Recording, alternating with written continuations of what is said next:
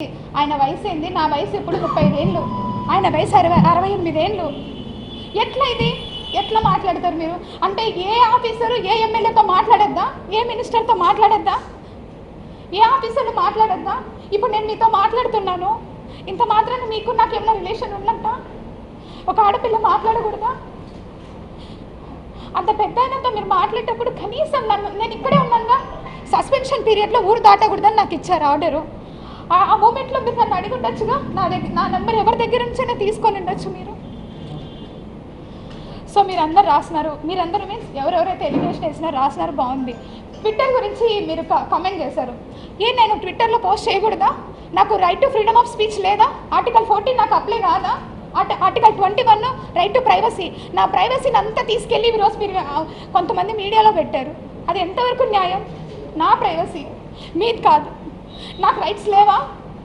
కాన్స్టిట్యూషన్లో వచ్చిందే SC ST కోసం, కాన్స్టిట్యూషన్లో వచ్చిందే ఎస్సీ ఎస్టీ కోసం. అది ఈరోజు డివేట్ అయిపోతూ ఉంది. ఒక గవర్నమెంట్ ఆఫీసర్ మాట్లాడకూడదా? మేము ఏం తప్పు మాట్లాడుతున్నాను? నేను ఏమన్నా ప్రొఫెషనల్ ఏమైనా తప్పు చేశానా? నేను నిజంగా ఆంధ్రజ్యోతి పేపర్ రాశారండి, 100 కోట్లు రాశారు ఆంధ్రజ్యోతి పేపర్ నేను సంపాదించిందని. 100 కోట్లు మీరు ఈరోజు రాసినందుకు మదన్ మోహన్ వాణిపాటి నన్ను 75 కోట్లు అడిగాడు. నేను ఏడికి వెళ్ళి కావాలా? నా ఉద్యోగ కాలం ఎంత? 4 ఏళ్ళు డిపార్ట్మెంట్కి వచ్చి నేను ఎట్లా సంపాదిస్తాను? మీరు చెప్పండి ఇక్కడ ఉందనేసి. నేను రెడీ, నేను రిజైన్ చేస్తా, పోనీ నన్ను తీసుకెళ్ళి జైల్లో పెట్టండి. ఏంటిది ఇదంతా? ఉద్యోగం చేయొద్దా? నేను కాదండి, ప్రతి ఒక్క గవర్నమెంట్ ఆఫీసర్ సఫర్ అవుతున్నారు. ఉమెన్ గవర్నమెంట్ ఆఫీసరు, మీకేం తెలుసు ఎన్ని హరాస్మెంట్స్ జరుగుతుంటాయో మాకు? పొద్దున్న లేయాలా, వంట చేసుకోవాలా, పిల్లల్ని చూసుకోవాలా, పరిగెత్తాలా, ఉద్యోగం చేయాలా. నా ర్యాంకు, నాది గస్టెడ్ ఆఫీసర్ ర్యాంకు. ఎన్ని బర్డెన్స్ ఉంటాయి. మీరు నా ప్రొఫెషనల్ లైఫ్ గురించి కూడా నేను తప్పకుండా మాట్లాడతాను. నేను ఎందుకు సస్పెండ్ అయినా కూడా మీకు తెలియాలి. ఇది రైట్ టైం నేను మాట్లాడడానికి. వద్దు, ఒక స్ట్రైబ్ అమ్మాయి ఉద్యోగం చేయకూడదు అంటే నేను చెయ్యను అంతే. మేము మంచి బట్టలు వేసుకోవద్దు, మంచిగా మాట్లాడకూడదు. ఇప్పుడు నా ఎంప్లాయీస్ ఉన్నారు, ఎంప్లాయీస్కి నేను మీకు ఒక హైరార్కీ ఉంటుంది. ఎవరికి?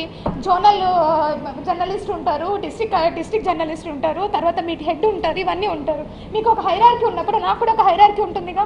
Commissioner, additional commissioner, regional joint commissioner, deputy commissioner, assistant commissioner, executive officers. ఒక డిస్ట్రిక్ట్ అడ్మినిస్ట్రేటివ్ కంట్రోల్ కింద అందరూ ఎగ్జిక్యూటివ్ ఆఫీసర్స్ ఉంటారు. దుర్గా టెంపుల్ హుండీకి కూడా అసిస్టెంట్ కమిషనరే కీస్ పంపించాలి. ఇది ఒక hierarchy. Section 6A, B, C అని 3 ఇన్స్టిట్యూషన్స్ ఉంటాయి, 3 హైరార్కీలు ఉంటాయి. నేను నా కంట్రోల్లో ఉండే అన్నీ కూడా సెక్షన్ 6C ఇన్స్టిట్యూషన్స్, అంటే బిలో 5 lakhs రూపీస్ ఉన్న ఇన్కమ్ ఉన్న ఇన్స్టిట్యూషన్స్ నా దగ్గర ఉంటాయి. నాకు 9 ఛార్జీలు పెట్టారు. ఆ 9 ఛార్జీల్లో ఒక ఛార్జీ నెంబర్ 5 మాత్రమే నాకు. ఒక ఎస్టీ మహిళని ఇష్టం వచ్చినట్టు మీరు వైజాగ్లో మీరు భూదంతా చేసేదానికి ఆమె పాములాగా వాడుకుంటారా? పాపం, పాములాగా వాడుకుంటారా? మా మనిషిని నేను అడుగుతున్నా. బ్లాక్మెయిల్ చేస్తారా అని మేము అడుగుతున్నాం. ఈరోజు ఎవరు ఇరుక్కున్నారు? ఆ 2 ఎస్టీలే కదా పాపం. ఆ మదన్ గారు, ఆ శాంతి గారే కదా ఇరుక్కుంది. ఎవరు రోడ్డు మీదకి వచ్చారు? నువ్వు వచ్చావా? వాళ్ళిద్దరే రోడ్డు మీద ఉంటారు ఈరోజు. వాళ్ళిద్దరే రోడ్డు మీద ఉండి నవ్వుల పాలవుతున్నారు. నువ్వు చేసిన పాపాలకి ఒక కుటుంబం, 2 ఆడపిల్లలు ఉండే కుటుంబాన్ని నాశనం చేసిన ఈ పొట్టి సారాయిగాడని కూడా నేను మీకు మనవి చేస్తాను. ఇంకొక విషయం, కొలంబియా సరే అటు పక్కన పెడతాం, అది కూడా బయటికి రావాలి. ఎవరితో వెళ్ళాడు కొలంబియాకి? అదే ప్రెస్ మీట్ మొదలైంది. ఆయన ప్రభాకర్, ఏం ప్రభాకర్? ఆయన జూపిడి ప్రభాకర్, రాజ మార్తాండ శ్రీ శ్రీ శ్రీ పొట్టి సారాయి రెడ్డి అని ఆయన చెప్పడం, ఆయన తొక్కలో ఒక ఇంట్రడక్షన్ ఈయన వచ్చి అవతల కూర్చొని మాట్లాడడం. మేము అడిగేది ఒకటే, అడిగింది ఎవర్రా? ఒరే సాయి, ఒరే అని నిన్ను ఎందుకు అంటున్నాను తెలుసా? నువ్వు ప్రెస్ మీద మాట్లాడిన భాష, అదే భాష ఇప్పుడు వాడుతున్నా కాదురా రే సాయిగా. ఇప్పుడు నువ్వు మదన్ మోహన్ ఏమన్నాడు? ఆ తండ్రికి బిడ్డ నువ్వు అని ఆయన అన్నాడు ప్రెస్ మీట్ పెట్టి. నేను అనలా. మేము ఎవరైనా తెలుగుదేశం పార్టీ వాళ్ళు ఎవరైనా దీంట్లో ఇన్వాల్వ్ అయ్యారా? ఇంకా నువ్వే చెప్పావు మా పార్టీ వాళ్ళు కూడా దీంట్లో ఉన్నారని. అంతే వైసీపీ పార్టీ నాయకులు విజయసాయిరెడ్డి మీద కుట్ర పందేరని విజయసాయిరెడ్డి చెప్తున్నాడు. అవునా కాదా? నేను చెప్పలా, విజయసాయిరెడ్డే చెప్పాడు. సరే, అది పక్కన పెడదాం. సాంబడు టీవీ5 సాంబడు ఏరే మీ ఇంట్లో పనుడా చెప్పు తెగద్దు నా ఎలా. ఎవరు అనుకున్నావు సాంబశివరావు అంటే? ఎవరు సాంబశివరావు గారు?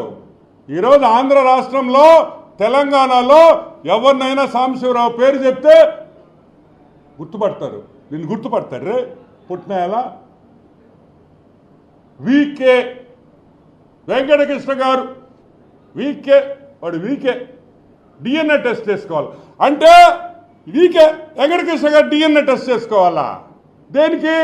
నువ్వు చేసిన పాపానికి వెంకటకృష్ణ ఏంద్రా డిఎన్ఏ టెస్ట్ చేసేది? లఫుట్నా ఎలా బుద్ధుందిరే నీకా? డిఎన్ఏ టెస్ట్ నువ్వు చేసుకుంటావా వెంకటకృష్ణ చేసుకుంటాడా? అనొచ్చురా పాట. వెంకటకృష్ణ నువ్వు డిఎన్ఏ టెస్ట్ చేసుకొని, ఒరేయ్ నువ్వు పుట్టిన కుటుంబం